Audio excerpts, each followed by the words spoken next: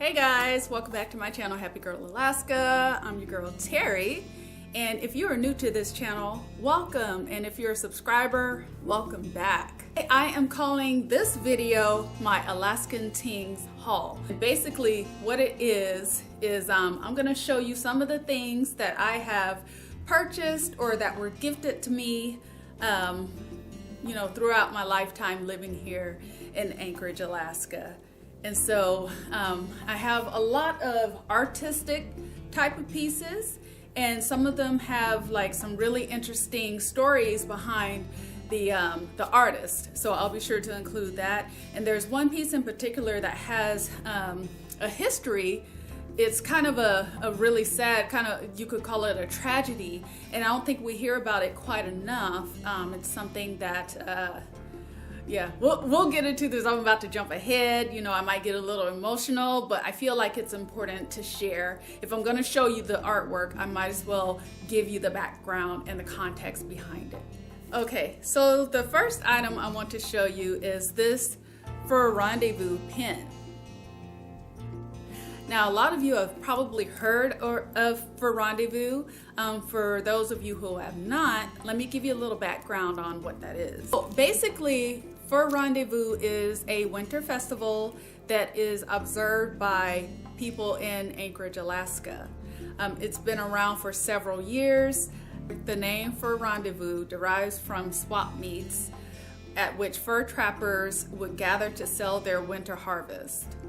And in early Anchorage, these swap meets normally took place in mid-February. In 1935, Anchorage had a population of about 3,000 and was very isolated. So as to bring the community together and lift spirits, resident Vern Johnson organized a 3-day sports tournament called Winter Sports Carnival, timed to coincide with the rendezvous, which brought increased activity.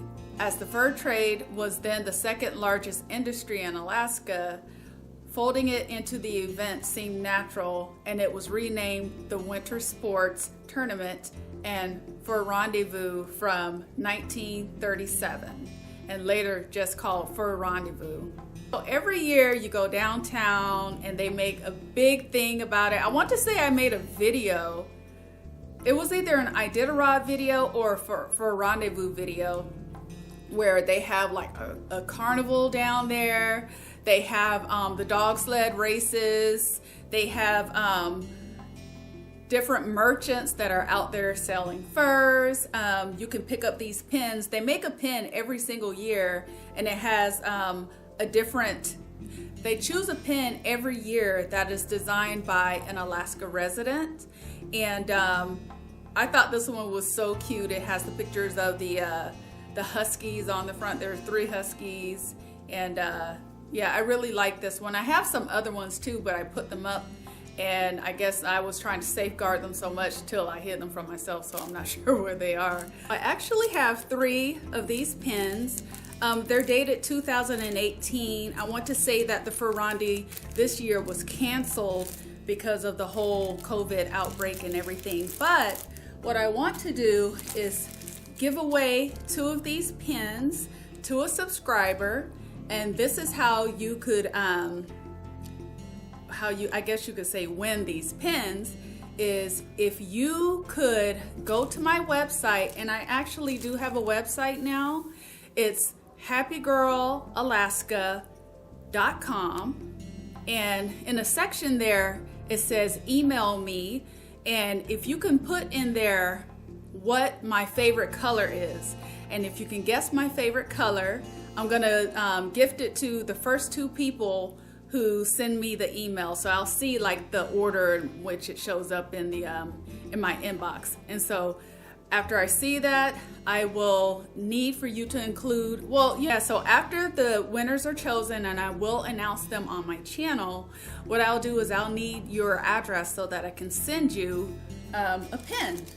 So yeah, like I said, I think these are really cute, and I think it's a really nice memento or a souvenir from Anchorage, Alaska, without having actually visited, or if you have visited. But yeah, I think it's a really nice trinket to have from Anchorage, Alaska. And then of course I want to enclose like a handwritten note to you. So yeah, head over to happygirlalaska.com and go to it's either email me or contact me section. Give me a second here. I want to double check because I don't want to send you on a wild goose chase. Okay, yeah, so I'm on the site right now. It's pretty cute. It's still a work in progress, but I'm just happy to have it up and running. But when you go to the first page that you see, there's a button there that says contact me. So you'll just need to put in your email address, put in what my favorite color is, and then I will announce the winner on in the next video. Okay, and I almost forgot, they also sell Christmas ornaments that look like the for Rendezvous Pin. So this one is really nice. This is mine, so I'm not going to include this in the giveaway, but just to kind of give you an idea. If we get to the point next year to where we don't have any interruptions and there is a for Rendezvous, I'll pick up some more pins and ornaments and include those in a giveaway. So I'm gonna make a mental note to do that for you guys next year. Okay, so the next item that I picked up here, and I got this when I went to a women's health fair downtown, is this beautiful necklace. And this piece was created by an Alaska Native artist or jewelry artist. I don't have her name or anything, and this was probably about 6 years ago. But I mean, if you just look at this, it's such a beautiful piece. Here, let me move in a little closer so it's such a beautiful piece. And you can see these glass beads here have like let me see. There's one where you can see it really well where it has like, so can you see that? Beautiful piece. Very nice. And I mean, the quality is really good too. And I can't remember what she said the name of these beads are, but it's just beautiful. And I don't wear it that often just because I want to make sure that it doesn't get broken or anything like that. So yeah, and I have a matching pair of earrings. Let me see if I can grab those real quick. Okay, so these are the earrings. And as you can see, they pretty much have the same type of beads that are on the necklace. And they're really light, and I just love them. And I normally reserve this set for like, I don't know, like a formal occasion or something like that. Okay, so this next piece, I actually picked this up when I went to the Alaska Native Arts exhibit last year, and I included that in one of my videos. This piece, I picked it up from the young man that was telling the story about how a bear chased him, or how he's been chased by bears several times while he was out hunting. And I think one time he was just out looking for stones. So yeah, I got this from him, and I want to say this is whalebone, but I hope you can see it. Let me get a little closer. Let's see. I might have to hold this at a different angle, but see the detail on this, but it's actually a feather. And I mean, he had so many great pieces there, and it's meant to be worn as a pendant. So I can't wait to wear this in the summertime. I think it's going to be so pretty. And I actually saw some, so I think this would look really nice on a necklace with like an off-the-shoulder top. I mean, look at that. Oh, that's gonna be so nice with like a leather, oh, what would you call it? I mean, look at this, it looks so nice. So like with a leather band, you know, hang it off of that. That's gonna be really nice. Okay, so the next item I have here is one of my favorite teas. I enjoy coffee a lot. Well, you know, I love coffee, but I also enjoy a nice tea. And we have a local company or store called Summit Spice and Tea, and they're actually sell their teas and spices online too. So if you wanted to go check them out at www.summitspiceandtea.com, you could head over there and check out what their product offerings are. But one of my favorite teas from them is green coconut tea, or green tea coconut, that's how they say it. But I mean, this stuff is so fragrant, it's soothing, it's highly caffeinated, as green tea always is, but I really love the flavor. And I know this is a tea that I really enjoy because I don't add any sweetener to it. It's just really nice. I think I'm gonna make some today now that I mention it. Yeah, I'll probably have a cup of this green tea coconut today. But if you're ever in the Anchorage area, I would say stop over there. They have a cute little shop.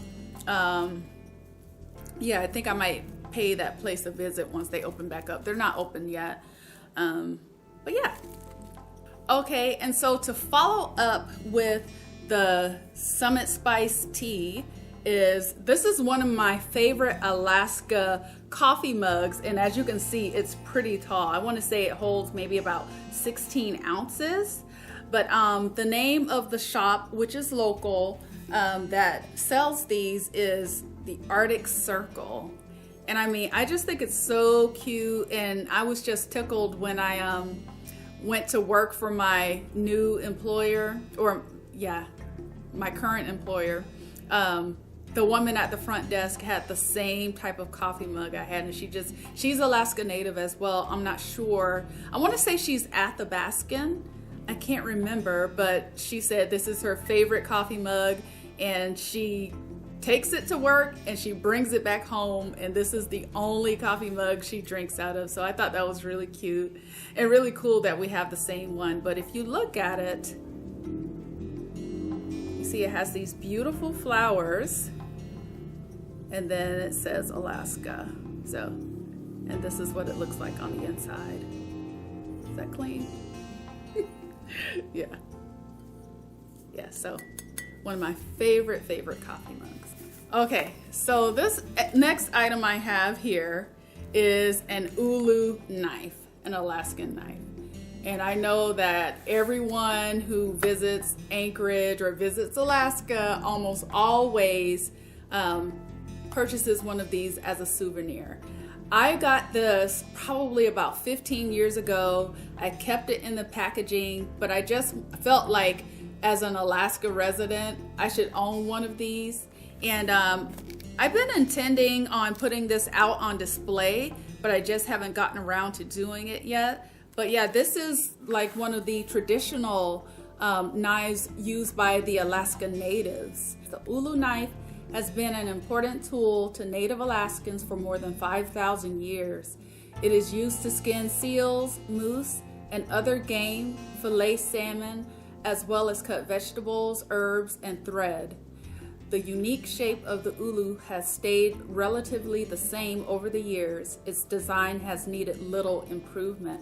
And what's so cool about it is, so again, when I went to that bazaar that they had for the Alaska Native artists, you can find some of these with the handles that have these beautiful carvings on them. And I think some of them even have like a handle made out of whalebone, or maybe it's made out of, I don't know if it could be made out of ivory.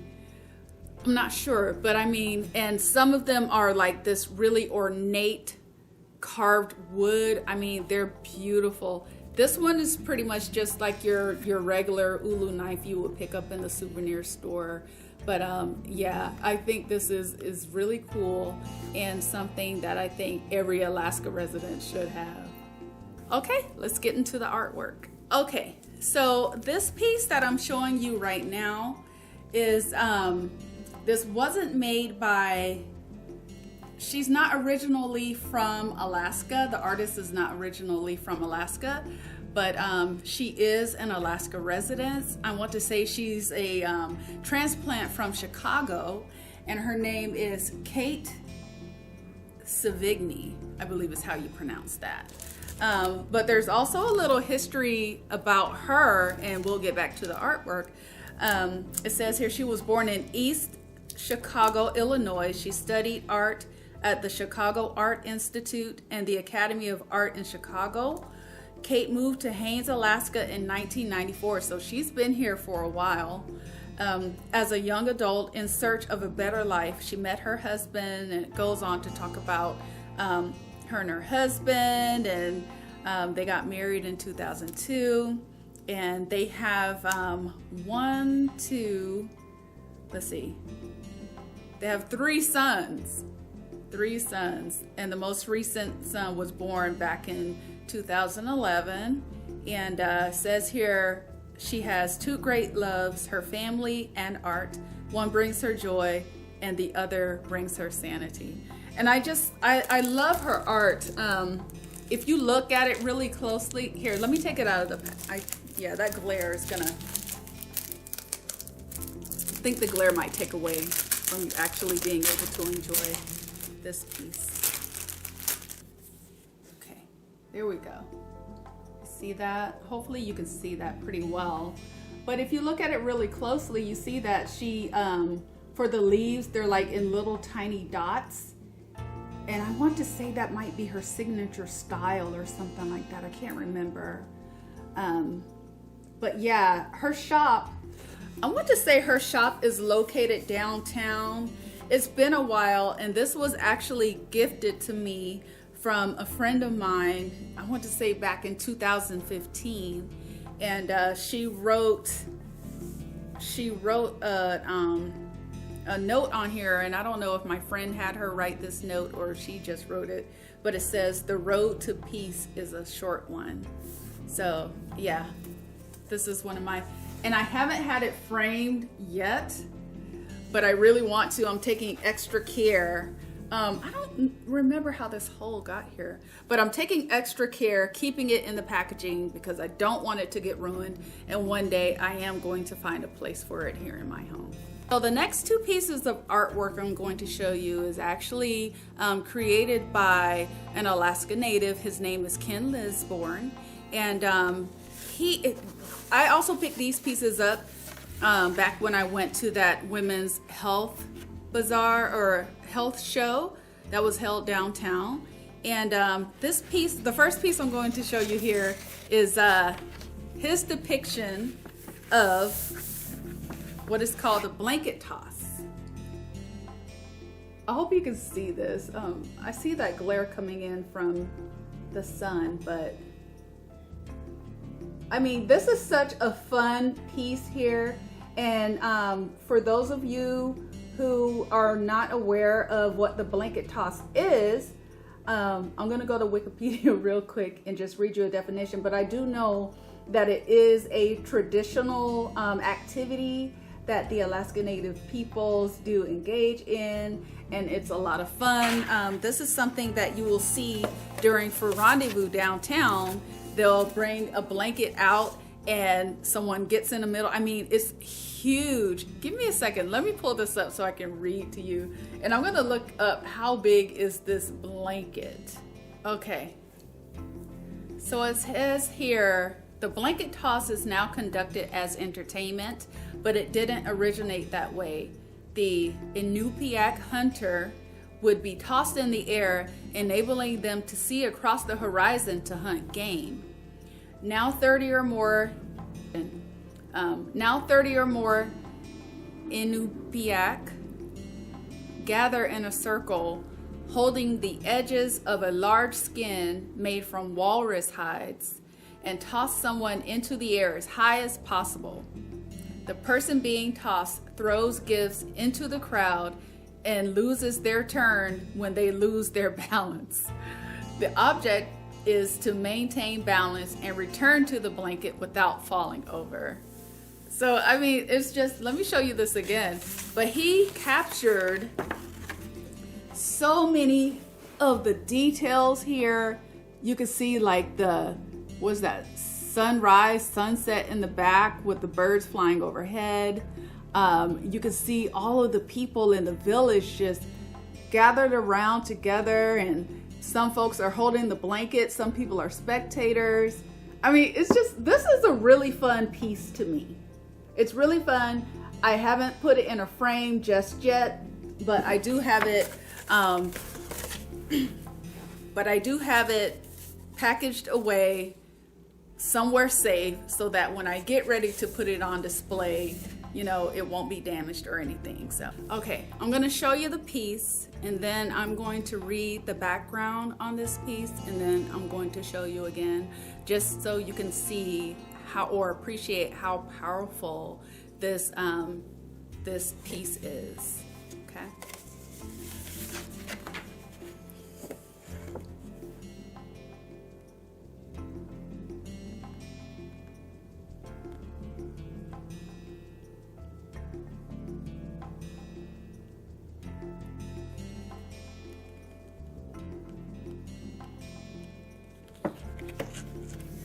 So this piece is entitled Cape Thompson. So the story behind this is there was a project called Project Chariot, and it was set up by the U.S. Atomic Energy Commission proposal to construct an artificial harbor at Cape Thompson on the north slope of the U.S. state of Alaska by burying and detonating a string of nuclear devices. The plan was championed by Edward Teller, who traveled throughout the state, touting the harbor as an important economic development for America's newest state. Alaskan political leaders, newspaper editors, the state university's president, even church groups all rallied in support of the massive detonation. Congress had passed the Alaskan Statehood Act just a few weeks before. An editorial in July 24, 1960, so it really wasn't that long ago, Fairbanks News Miner said, "We think the holding of a huge nuclear blast in Alaska would be a fitting overture to the new era which is opening for our state." Opposition came from the tiny Inupiat Alaska Native village of Point Hope, and the artist is actually from Point Hope. So this was something that was very personal for him. A few scientists engaged in environmental studies under AEC contract, and a handful of conservationists. The grassroots protest soon was picked up by organizations with national reach, such as the Wilderness Society, the Sierra Club, and Barry Commoners Committee for Nuclear Information. In 1962, facing increased public uneasiness over the environmental risk and the potential to disrupt the lives of Alaska Native peoples, the AEC announced that Project Chariot would be held in abeyance. It has never been formally canceled. Okay, so they didn't move forward with Project Chariot. However, there was some fallout from some of the things that they had already started doing. And it says here, although the detonation never occurred, the site was radioactively contaminated by an experiment to estimate the effect on water sources of radioactive ejecta landing on tundra plants and subsequently washed down and carried away by rains. Material from a 1962 nuclear explosion at the Nevada test site was transported to the Chariot site in August 1962, used in several experiments, then buried. So they buried the remnants of that nuclear explosion there, is pretty much what it's saying. 30 years later, the disposal was discovered in archival documents by a University of Alaska researcher. State officials immediately traveled to the site and found low levels of radioactivity at a depth of 2 feet in the burial mound. Outraged residents of the Inupiat village and Point Hope, who had experienced an unusual high rate of cancer deaths, demanded the removal of the contaminated soil, which the government did at its expense. So when I was talking to the man who created, to Ken Lisborn, the artist who created this this picture, what he said is that you know, a lot of people lost their lives as a result, and what he wanted to do is just kind of show, and not just people. I mean, if you look at this, you see people, you see animals, I mean, men, women, children. You know, it's just, it's terrible. It is. But I feel like, you know, a picture is worth 1,000 words, and the way that he captured this was just so amazing. I was compelled to buy it, and I'm glad that I did. So again, I haven't framed either of his pieces yet, but I am keeping them in tip-top condition so that when I get ready to frame them, they're good to go. Okay, well, I think that's it. That's all I have for my Alaskan Tingz haul. Oh, by the way, I'm wearing an Alaska shirt. This is just a t-shirt that I picked up from Walmart probably a couple years ago, and I just kind of cut the neckline to make it like over the shoulder or whatever. But yeah, so there's a hint in this t-shirt for the answer to the question that I posed to you all in order to win the Rendezvous Pin. Okay, so if you watched this video until the end, thank you so much. Leave a thumbs up if you enjoyed it. Comment. I love interacting with you all. Subscribe, and I will see you in the next one. Take care. Bye.